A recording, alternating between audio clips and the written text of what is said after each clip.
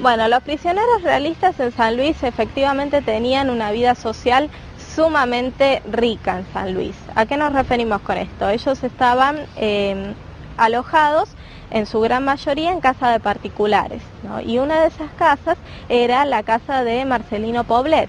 Poblet en ese momento estaba en su estancia en el Tala, bien, porque había habido un recambio político y él había tenido problemas anteriormente por su actuación en la Junta Grande.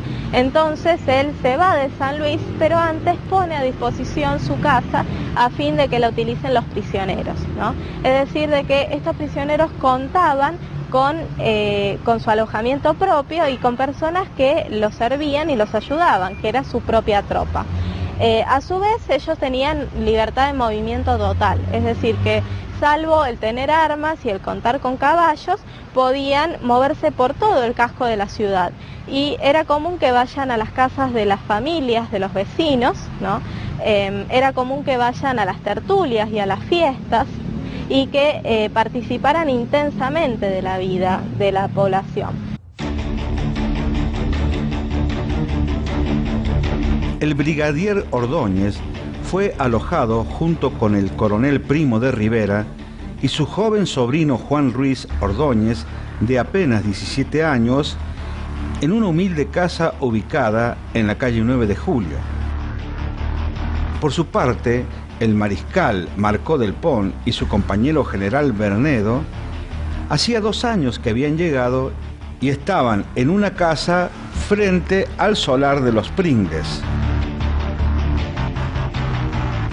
Tal como lo dice la historiadora Melody Vera, en una propiedad perteneciente a Marcelino Poblet, representante de San Luis en la Junta Grande de 1811 y titular de la Tesorería y Rentas de Correo, se hospedaron también importantes oficiales españoles. Por eso pasó a llamarse la Casa de los Oficiales. Este solar estaba ubicado un poco más alejado del centro, en la intersección de las actuales calles Ayacucho y Mitre, y allí estaban el capitán Carretero, Borguillo y otros, quienes organizaron en el amplio terreno del fondo de la casa una huerta que les proveyó de algunas frutas y verduras frescas, aliviando en ella la escasez general. Como ejemplo máximo del buen trato a los prisioneros, el teniente coronel Lorenzo Moria gozó de la especial atención de vivir en la casa del mismísimo gobernador Dupuy, ubicada en la esquina de Rivadavia y Pringles, donde hoy está la catedral.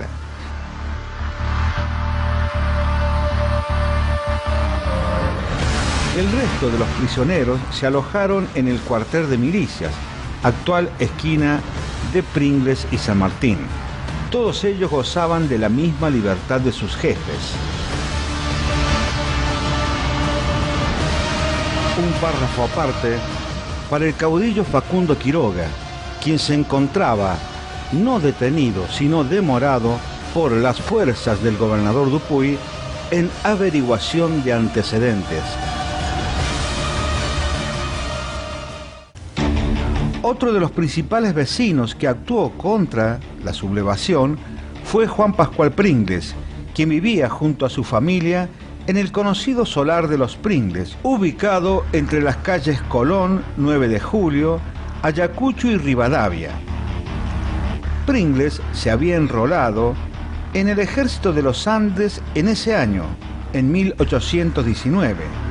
Tenía el grado de alférez de la 10ª compañía del tercer escuadrón de la caballería cívica. El día de la sublevación, Pringles se encontraba de licencia.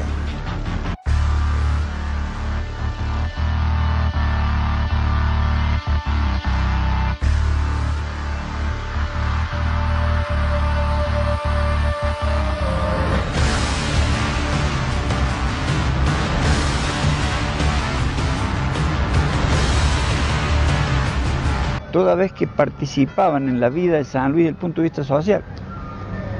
Ellos vivían en casas, no estaban en un lugar así estrictamente carcelario, sino que vivían en casas de vecinos.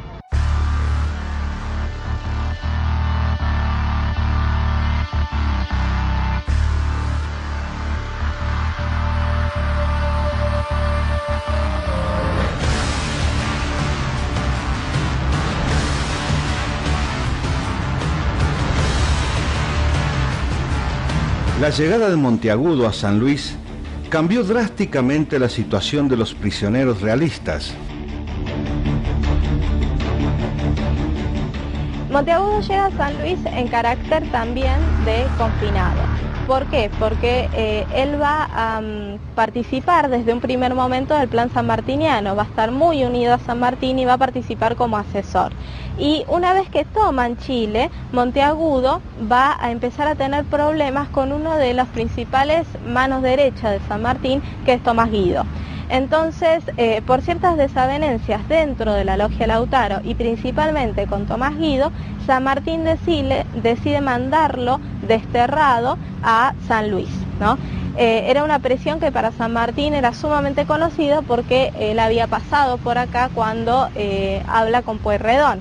Entonces sabía de que podía estar tranquilo. Acostumbrados a vivir con las comodidades que brindaba la libertad de participar de las fiestas ofrecidas en las viviendas de los vecinos puntanos, los realistas se enfrentaban ahora al bando del gobernador Dupuy.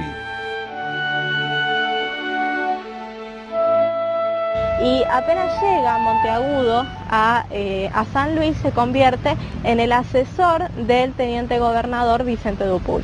Y él lo primero que hace es hacerle notar que estos prisioneros tenían una libertad de movimiento y de acción que podía llegar a ser peligrosa.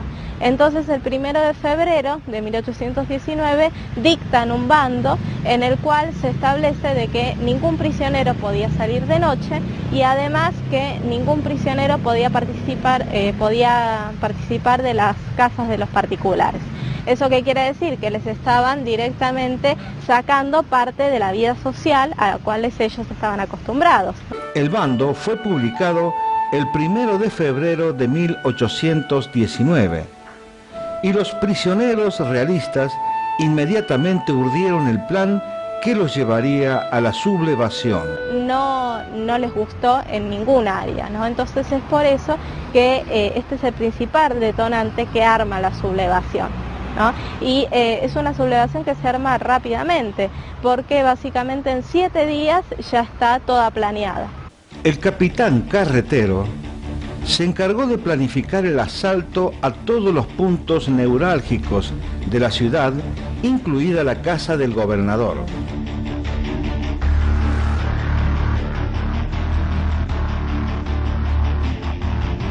De esta cantidad de presos que estaban alojados aquí en San Luis, que fueron llevados adelante con el propósito de luego, si triunfaba y prevalecía la insurrección con valores militares, tácticos positivos, unirse a las fuerzas realistas que estaban al norte del país. La primera pregunta que realizó para sí fue: ¿es posible que el plan tenga éxito? La respuesta fue sí, ya que San Luis era tomado como un lugar para depositar prisioneros, pero paradójicamente la guarnición de defensa al mando del comandante Becerra era muy escasa. Entre 300 a 400 prisioneros poblaban la geografía puntana, la mayoría con pensamiento adverso a San Martín. Solo bastaba que un agitador blandiera la bandera de la sublevación y el caos habría ganado las calles puntanas. Carretero se dio cuenta que su plan tenía muchas posibilidades.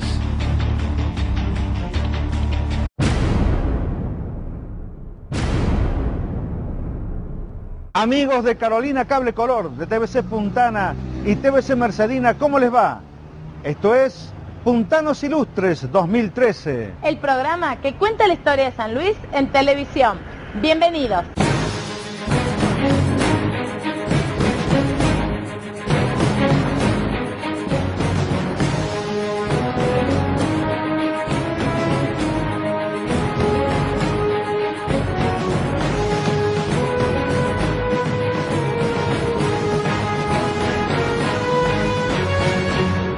Programa de Puntanos Ilustres, un programa que a mí me apasiona, me gusta muchísimo.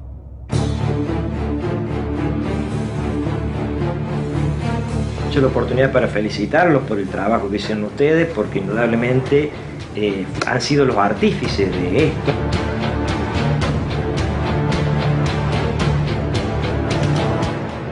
Y me parece que el trabajo que ustedes están haciendo es muy valioso.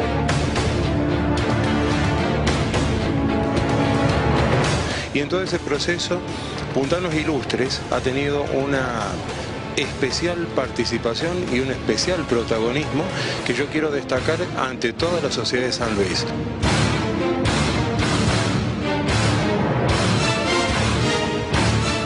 Un excelente trabajo que justifica y que pone de relieve todo lo que ustedes están haciendo a través de este medio.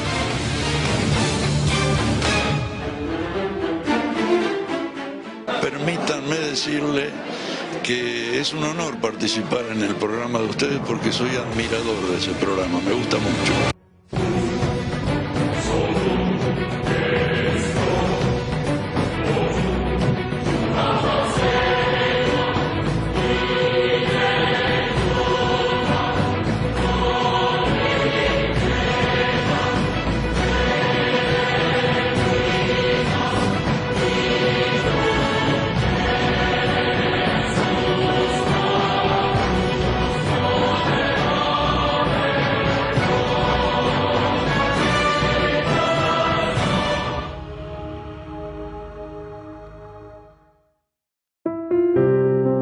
Erradiquemos la violencia de género del escenario de la vida.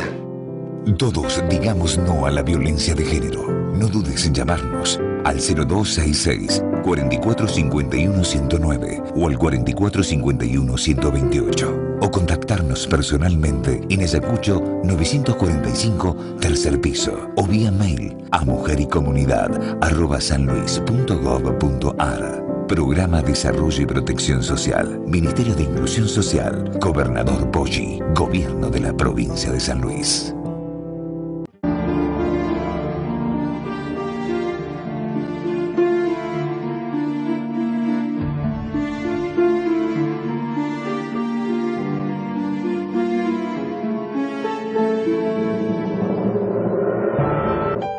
Somos trabajo. Somos vivienda. Somos servicios. Somos educación. Somos recreación. Somos cultura. Somos autónomos. Somos deporte. Somos solidarios. Somos futuro.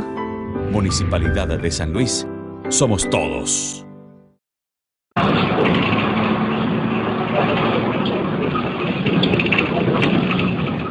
Con el fin de disminuir la morbilidad y el riesgo de enfermedades cardiovasculares, DOCEP invita a sus afiliados a generar un diagnóstico precoz.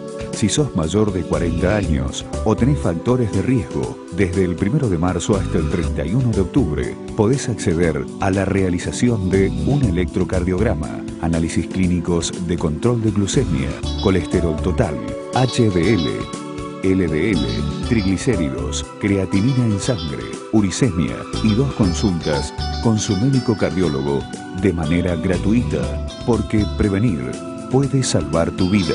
Campaña de prevención de enfermedades cardiovasculares. DOCEP, al cuidado de la salud.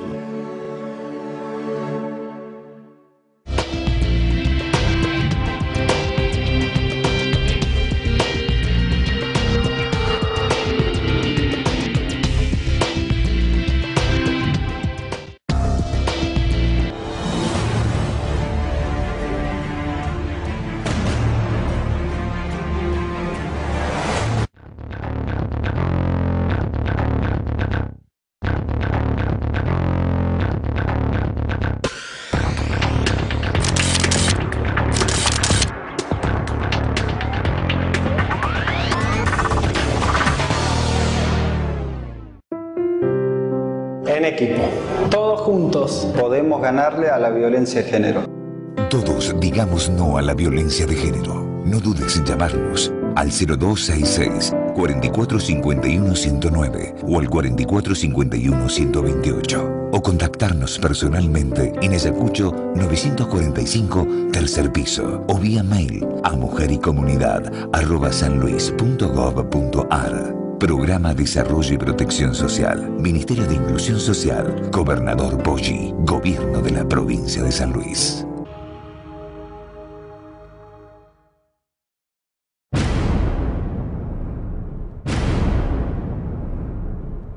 Estamos en esta esquina histórica porque continuamos con la segunda parte de la sublevación de los prisioneros realistas. Exacto. Y esta es la geografía en que se dio este acontecimiento magnífico en 1819. Donde acá vivieron los que justamente se destacaron más. Pringles, Ordóñez, Marcos del Pont, que fueron los que se destacaron en esta sublevación de los realistas que hicieron en esos años del 1800. Bueno, lo cierto es que, tal como lo decía María Elena, casi a la media cuadra de la calle 9 de Julio, a ver, vemos nosotros, mano derecha, vivía Primo Rivera Ordóñez y un muchacho de 17 años. Exacto. Enfrente, donde hoy está el centro de jubilados, vivía Marcos del Pont, un mariscal, un hombre importantísimo, un hombre que era el presidente de Chile. Y a nuestras espaldas, justo en la esquina, estaba la pulpería de Pringles, y todo ese era el solar de los Pringles. Que varias veces lo hemos pasado y se lo hemos mostrado a todos nuestros televidentes cómo estaba configurado la casa de Pringles con todo el solar. Exacto. Bueno, lo cierto es que estos prisioneros vivían una vida, como lo explican los historiadores, realmente de tertulia en tertulia, iban con los vecinos de San Luis, hasta que decidió Dupuy sacar ese bando famoso. Exacto. Pero lo cierto es que esto es un lugar histórico, son lugares históricos. Son lugares históricos que tiene acá la provincia de San Luis y que lo podemos visitar continuamente. Es más, pasamos, trabajamos, andamos y a lo mejor no nos damos cuenta de que esto fue un punto clave para la historia de San Luis. A una cuadra está la Plaza Independencia, la antigua y la primera iglesia, la iglesia matriz, el primer cementerio. Y el primer cementerio. Es decir, estamos... Y no nos olvidemos del Cabildo en el otro costado. Claro. Y bueno, está la iglesia de Santo Domingo y después toda esta zona, sin duda, es una zona de casco histórico. Por eso es que nosotros estamos aquí, ahora para explicar la sublevación de los realistas. Exacto. Pero seguramente la visitaremos cotidianamente, muy a menudo, porque hay mucha historia aquí encerrada. Y queremos que justamente ustedes, nuestros televidentes y nuestros seguidores, conozcan el casco histórico y la historia de San Luis. Vamos al informe.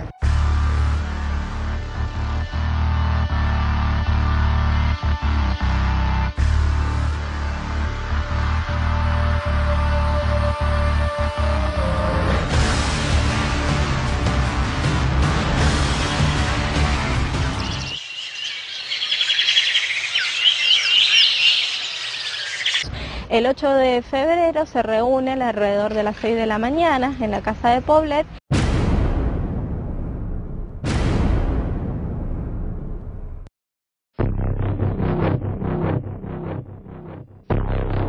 Poco después del amanecer del domingo 8 de febrero, Carretero reunió en la quinta de los oficiales a sus compatriotas con el objetivo de matar bichos.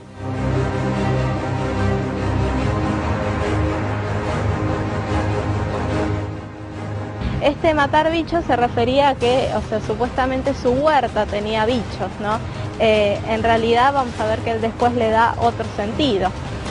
Y de esa conspiración estaban muy pocos oficiales enterados.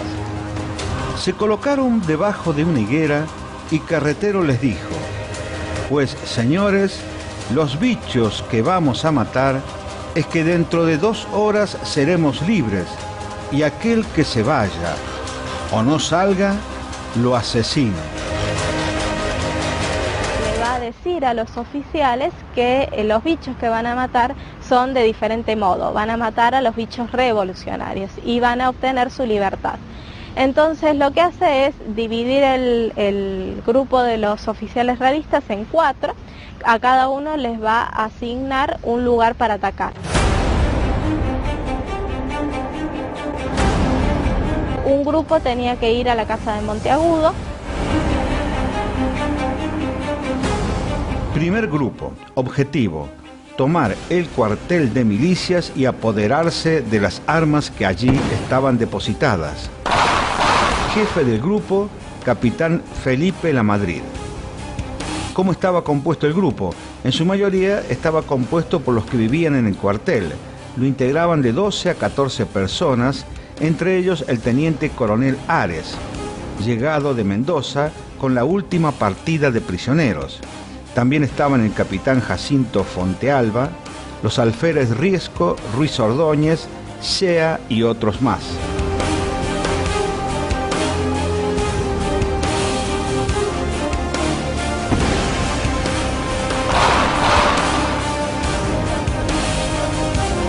Otro grupo tenía que ir a la cárcel a fin de sublevar a los prisioneros para que se unan a la sublevación. Segundo grupo. Objetivo: alcanzar la cárcel, capturar las armas y liberar a los 52 montoneros detenidos allí, invitándolos a plegarse al movimiento. Jefe del grupo, capitán Dámaso Salvador. Composición del grupo: de 8 a 9 personas, entre ellos los capitanes Butrino, Sierra y tenientes como Elguete y Romero, alférez como Vida Uzarraga, Moya y otros más.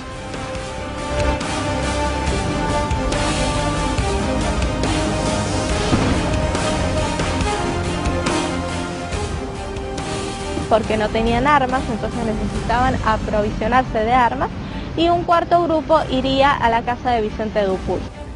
Tercer grupo. Objetivo: tomar la gobernación y detención del mayor Vicente Dupuy. Jefes del grupo: Brigadier Ordóñez y el capitán Carretero. Composición del grupo: está integrado por los principales oficiales detenidos, coroneles Morgado, Berganza y Primo de Rivera, el teniente coronel Moria, que vive allí, y por un cambio a último momento, el teniente Burguillo. La información que ellos tienen es del cocinero de la casa del teniente gobernador, José Pérez.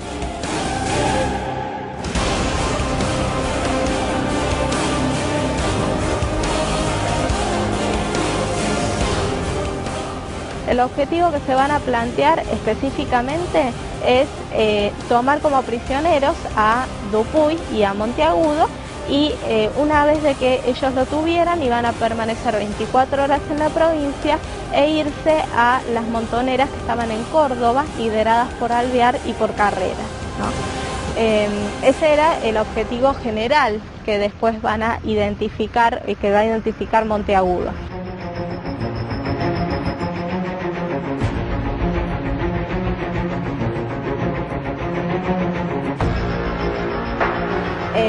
Lo que van a hacer es, más o menos como a las 8 de la mañana, salir de la casa de Marcelino Poblet, estos cuatro grupos, y los hechos en sí se suceden muy rápidamente y muy desorganizadamente.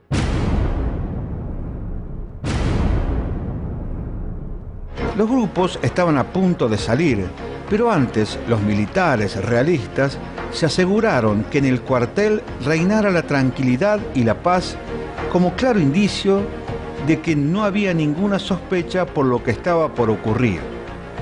Luego, los grupos salieron. La conjuración estaba en marcha.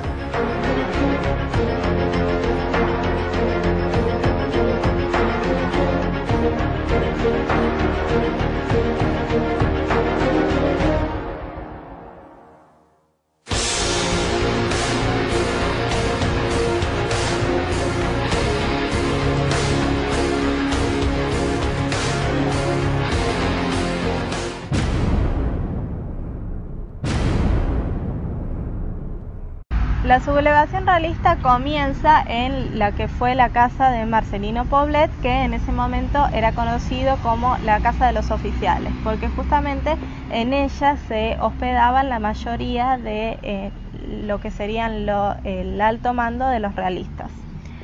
En esta casa se reúnen aproximadamente a las 6 de la mañana unos 40 conjurados que fueron directamente llamados por Carretero y por Morgado.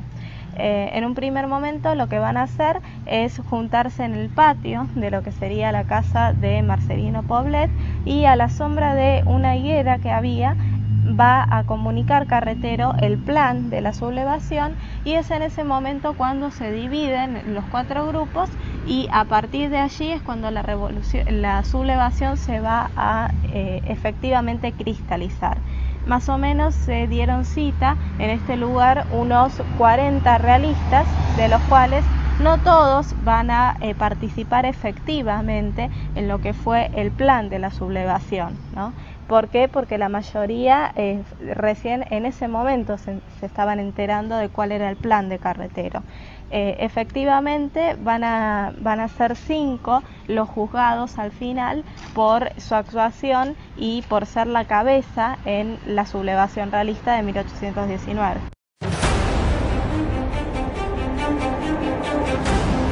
Uno de los grupos de los sublevados realistas tuvieron como misión fundamental ir y apresar al teniente gobernador Vicente Dupuy. Vicente Dupuy vivía en donde actualmente estaría emplazada la catedral. La llegada de los realistas fue una cuestión sumamente pensada, ¿no? Básicamente, ¿cuál fue el plan? Lo primero que hicieron fue dividirse el grupo de 6, de 6 realistas se dividió en 2 grupos de 3, ¿no? Este grupo tenía integrantes sumamente destacados, es decir, entre ellos había un brigadier y todo el resto eran tenientes coroneles o coroneles. Estaban entre ellos el brigadier José Ordóñez, tenemos también a Primo de Rivera, a Morgado, a Morla, a Carretero y a Burguillo. En un primer momento Burguillo estaba encargado de ir a apresar a Monteagudo, pero en un cambio de último momento, que no se puede precisar por qué se realizó, Burguillo pasa al grupo que va a apresar al teniente gobernador.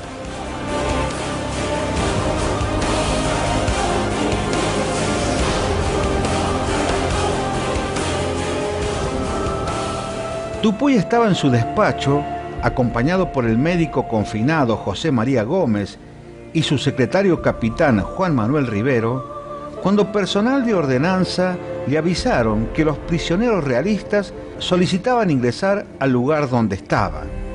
Dupuy se sorprendió, no solo por la visita intempestiva y el horario, sino porque había estado reunido la noche anterior con los prisioneros realistas. Por eso los hizo pasar rápidamente. Cuando Antonio Ledesma vuelve a salir para hacer pasar a los realistas, se encuentra con este grupo de 6 que lo reducen rápidamente y queda un grupo con él y otros 3 ingresan. Los que ingresan son Morgado, Morla y Carretero. Carretero tomó asiento a la izquierda de Dupuy y luego de amables palabras sacó de improviso un puñal y lo dirigió contra el teniente gobernador, quien levantó su brazo izquierdo a manera de defensa, golpeando el del capitán realista, quien perdió el cuchillo. Cuando lo atacaba, Carretero gritaba: «So pícaro, estos son momentos en que usted debe expirar. Toda la América Latina está perdida y de esta no se escapa usted». En ese momento, Carretero lo que le dice es que toda la América estaba perdida y que él iba a perecer. ¿Cómo se desenvuelven a partir de ahí los acontecimientos? Básicamente es muy rápido lo que ocurre y es sumamente violento. Dupuy lo que hace es tratar de defenderse, empieza un forcejeo muy fuerte, logra llegar al estrado que tenía y toma su espada y cuando uno de los sucesos que sucede prácticamente en el momento en que Carretero está tratando de asesinar a Vicente Dupuy es que su médico Gómez sale corriendo de la casa y empieza a correr en línea recta hacia lo que hoy sería la Plaza Independencia, es decir, por lo que actualmente sería nuestra peatonal. Se monta una mula y empieza a dar voces a los vecinos diciendo que lo iban a matar al teniente gobernador. En la huida, el médico José María Gómez montó su mula y se dirigió por la actual calle Rivadavia hacia la Plaza Independencia hasta la iglesia.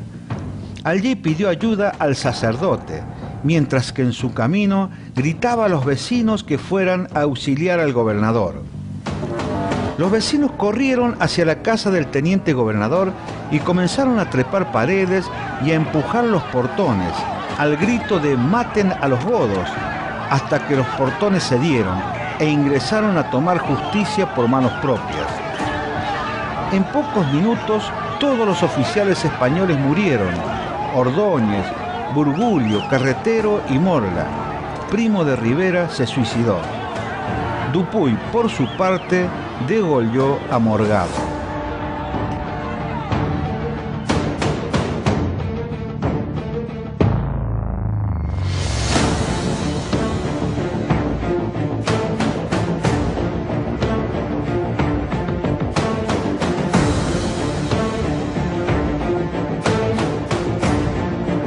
El oficial realista Lamadrid logró vencer la resistencia de la débil guardia en el cuartel y tomó la sala de armas. En las actuales calles de San Martín y Pringles se encontraba en ese momento el cuartel. El cuartel era un lugar donde fundamentalmente tenía la función de guardar las armas, pero también era un lugar en donde había una gran cantidad de prisioneros retenidos. En el cuartel se produjo uno de los grupos de ataque que fue comandado por Lamadrid, el cual fue el que prácticamente dirigió a la mayor cantidad de realistas. Hablamos de más o menos de un grupo mayor a 12 hombres, ¿sí? Pero que no llegaba a unos 20 realistas. En un primer momento logran vencer la defensa que le presenta la guardia, pero la tropa rápidamente se vuelve a armar y ayudados por una gran cantidad de vecinos logran vencer rápidamente a los realistas. Lo que pasó que caracteriza y que hace que recordemos el ataque al cuartel fue la actuación de Facundo Quiroga. Facundo Quiroga, como ya hemos mencionado, no fue un preso, sino que él estaba pasando hacia La Rioja, pasa por San Luis, y Vicente Dupuy, frente a los acontecimientos de las Provincias Unidas del Río de la Plata, lo retiene, ¿no? Para averiguar cuáles eran sus planes. Le confisca sus bienes, hace un inventario de ellos, que ese inventario lo presenta muy bien Urbano Núñez, y en ese inventario mismo da cuenta de que él tenía pleno acceso a sus bienes, es decir, que evidentemente no era un preso. Y las acciones que él va a realizar durante el ataque al cuartel son sumamente destacadas por toda la historiografía.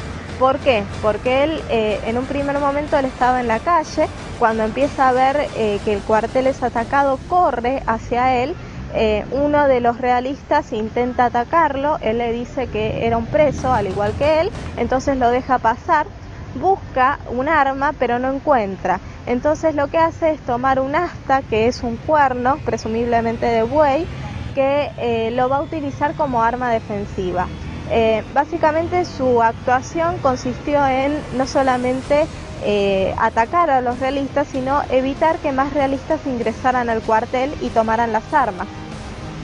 Básicamente lo que va a hacer Facundo Quiroga es enfrentarse contra ellos, y muy pocos fueron los que le hicieron frente. Solamente uno quedó registrado que se enfrentó a Facundo Quiroga con un cuchillo, y fue tal la bravura y la ferocidad que presentó Quiroga, con solamente armado con ese cuerno, que logró espantarlo inmediatamente.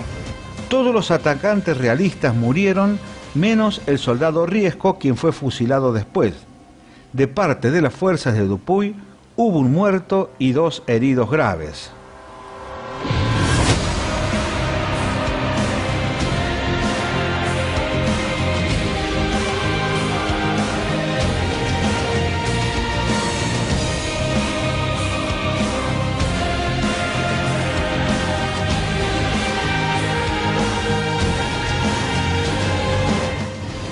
El grupo de realistas tenía como objetivo el ataque a la cárcel y la sublevación de todos los presos que había en ella, con el objetivo de que se unieran a el plan realista. El ataque a la cárcel no llegó efectivamente a realizarse, sino que por el contrario se paró como una cuadra antes de que los realistas llegaran.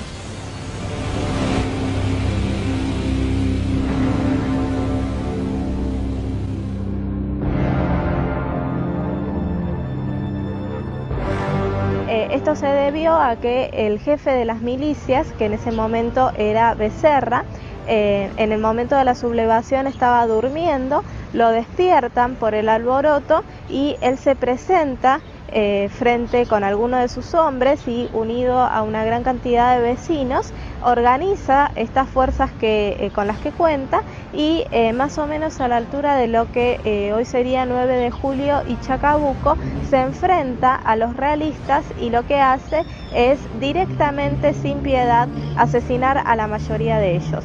La mayoría de los realistas que fallecieron, hay que tener en cuenta de que más o menos unos 40 realistas se sublevaron y de esos 40, 32 se encontraron muertos en la calle.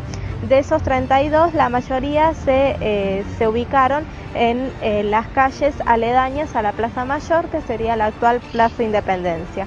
Es decir, de que los realistas nunca llegaron a efectivamente tomar la cárcel. Los vecinos puntanos no demostraron ningún tipo de duda frente al ataque en contra de los realistas. Básicamente hay ciertas acciones que se van a destacar, ¿no? Por ejemplo, se destacó en la defensa principalmente de lo que fue la casa de Vicente Dupuy, la acción de Pringles, ¿no? Otro de los vecinos que se destacaron fueron los Adaro, y también la historia oral recoge una historia sumamente destacada que fue la historia de la Chilota, que es muy parecida a la historia de Monteagudo con la hermana de Pringles y Ruiz Ordóñez. ¿Por qué? Porque básicamente da cuenta de que los realistas se habían insertado de tal forma en la sociedad actual que no conocían los límites y se producían las típicas relaciones humanas. La historia de la Chilota lo que cuenta es que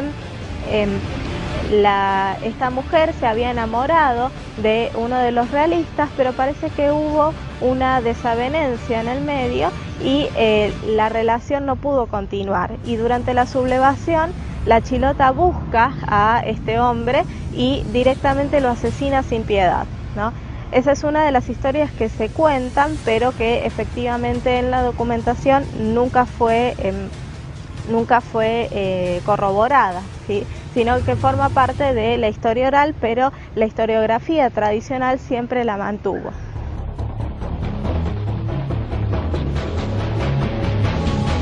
Y podríamos decir que Becerra es uno de los grandes olvidados en la historiografía puntana. ¿Por qué? Porque fue uno de los principales baluartes que básicamente sin ningún tipo de previo aviso ni de tiempo para organizar a sus hombres, reaccionó instantáneamente y su ataque fue sumamente efectivo, ¿no? Porque fue el que mayor cantidad de realistas asesinó.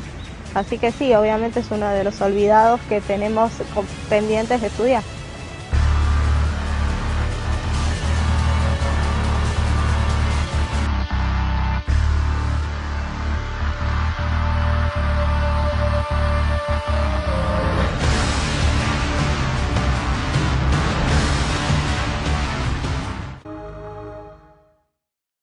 Con las estampillas de Ahorro San Luis ahorrás y compras un auto. Estampillas de Ahorro San Luis, 100% garantizadas por el Estado provincial y con valor equivalente en dólares. Coleccionables, transferibles y seguras. También podés adquirirlas a través de internet. Estampillas de Ahorro San Luis. Pensá en tu futuro. Pensá en crecer.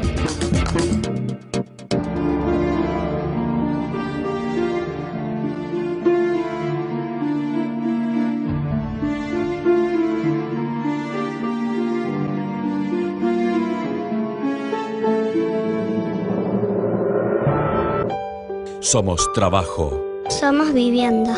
Somos servicios. Somos educación. Somos recreación. Somos cultura. Somos autónomos. Somos deporte. Somos solidarios. Somos futuro. Municipalidad de San Luis. Somos todos.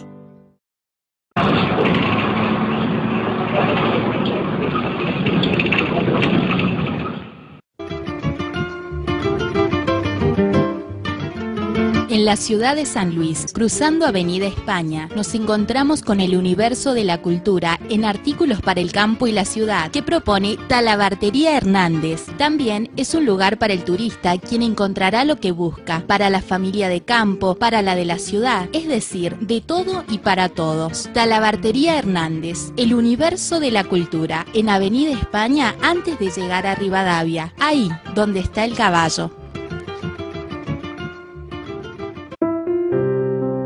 Todos somos protagonistas para actuar contra la violencia de género. Todos digamos no a la violencia de género. No dudes en llamarnos al 0266 4451 109 o al 4451 128 o contactarnos personalmente en Ayacucho 945 tercer piso o vía mail a mujerycomunidad@sanluis.gov.ar. Programa Desarrollo y Protección Social, Ministerio de Inclusión Social, Gobernador Poggi, Gobierno de la Provincia de San Luis.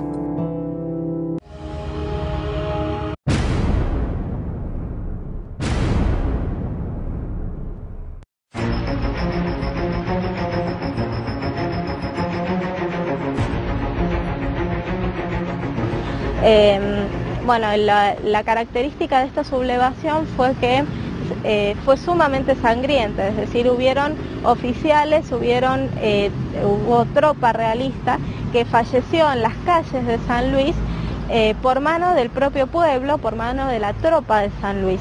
Y ya a las 11 de la mañana Dupuy estaba tranquilo, había sido atendido por su médico. Él escribe a San Martín sobre los hechos que habían ocurrido y le manda una lista de las personas que habían muerto o que iban a ser pasadas por las armas. Y él anota 40 nombres. De esos 40 nombres, solamente 8 son los que posteriormente iban a ser pasados por las armas, ¿no?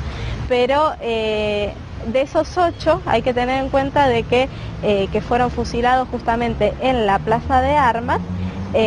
Hay que tener en cuenta de que nos da justamente el calibre de cómo fue esta sublevación, ¿no? Solamente 8 fueron ajusticiados después, todo el resto perecieron en el acto que duró muy pocos minutos porque el pueblo respondió de una manera inmediata, ¿no?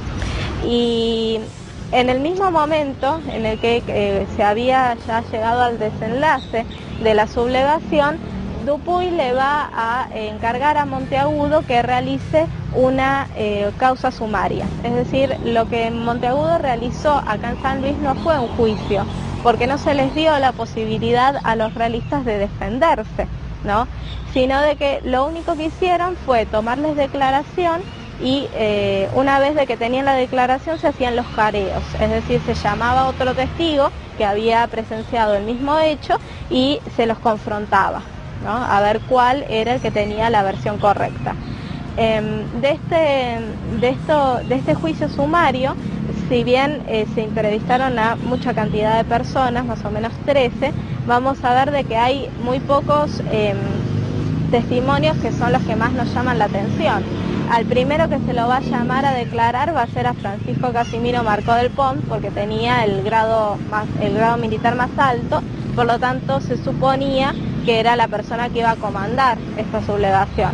Él va en un primer momento a negar absolutamente toda su participación en el hecho y su conocimiento, pero en una declaración posterior él va a decir de que sí conocía el hecho desde el día anterior, ¿no? Conocía que había planes para sublevarse, pero que no había participado de ella, como efectivamente después se pudo comprobar. Al mismo tiempo, Marcó del Pont es uno de los que nos dice cuál era el verdadero objetivo de los realistas, que era tomar a Monteagudo y a Dupuy y llevarlos con vida a las montoneras en Córdoba. No se sabe con qué objetivo los querían Alvear y Carrera. Pero ese mismo Monteagudo que va a decir después de que en realidad esta conexión entre Carretero, Morgado y Carrera y Alvear no era verdadera. En realidad lo único que querían era darle apoyo a la tropa realista, pero en realidad nunca se produjo, ¿no? Porque no hay ningún documento que pruebe esta unión entre ellos. Otro de los testimonios importantes fue el del cocinero de Vicente Dupuy, ¿no? Sin el cual no se podría haber hecho la sublevación. Es decir, el cocinero José Pérez les dio todas las informaciones necesarias para que se armara la sublevación y les dio todo el apoyo, ¿no? Y fue justamente la primera persona que fue mandada a pasar por las armas por Vicente Dupuy. El 10 de febrero ya fue justiciado acá en la Plaza de Armas.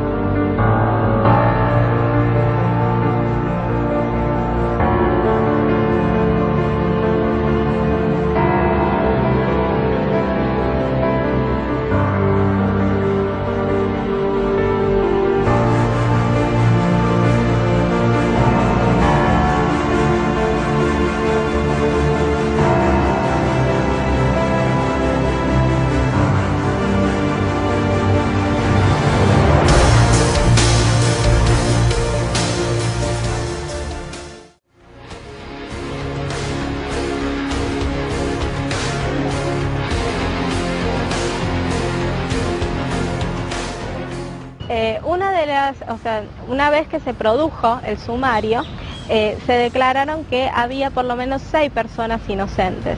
De esas personas inocentes, las más destacadas fue, por un lado, el sobrino del brigadier José Ordóñez, que es Juan Ruiz Ordóñez, y por el otro lado, Marco del Pont, ¿no? En el caso de Juan Ruiz Ordóñez, fue muy destacado lo que a él le ocurre, porque el 10 de febrero se había decretado que él debía morir fusilado, ¿bien? Porque él tenía efectivamente conocimiento del hecho, es decir, él sabía desde ya por lo menos 2 meses antes que se estaba preparando una sublevación, y por más de que los otros oficiales no hablaran con él enfrente a él sobre el tema, él ya sabía de que algo se venía gestando, ¿no? Por conversaciones oídas, sobre todo entre el cocinero y Moya.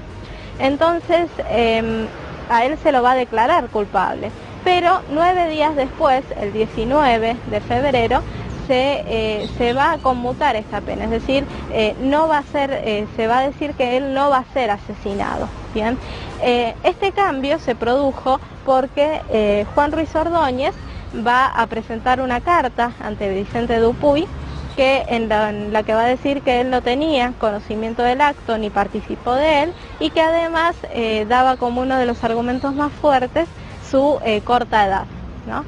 Entonces, Monteagudo va a anteceder por él frente a Dupuy. Dupuy va a aceptar este hecho, pero en realidad las versiones más fuertes van a contar de que el verdadero perdón que tuvo Juan Ruiz Ordóñez provino del propio San Martín. San Martín, una vez que se entera de la sublevación en San Luis, viene y una de las versiones cuenta de que él va a la cárcel, le saca los grillos y le dice que había sido perdonado por el mismo San Martín. La historiografía actual lo que va a argumentar es que en realidad la mayor cantidad de presión sobre Dupuy fue ejercida por la misma familia Pringles. ¿Por qué dicen esto? Porque al poco tiempo Juan Ruiz Ordóñez se casa con una de las hermanas de Juan Pascual Pringles y se van a vivir a España, ¿no? Y esto se sabe principalmente porque años después, ya viuda, Melchora Pringles va a presentar ciertas cartas en donde va a pedir que se le restituyan ciertos bienes y se le dé una pensión, ¿no? Pero bueno, el tema central fue de que efectivamente los sublevados, ¿no? Los prisioneros realistas estaban tan integrados a la vida social que se pudo producir inclusive un casamiento entre uno de los vecinos más destacados de la ciudad de San Luis, como fue la familia Pringles, y uno de los prisioneros más jóvenes, ¿no? Como era el caso de Juan Ruiz Ordóñez, que en este momento contaba con unos 17 años.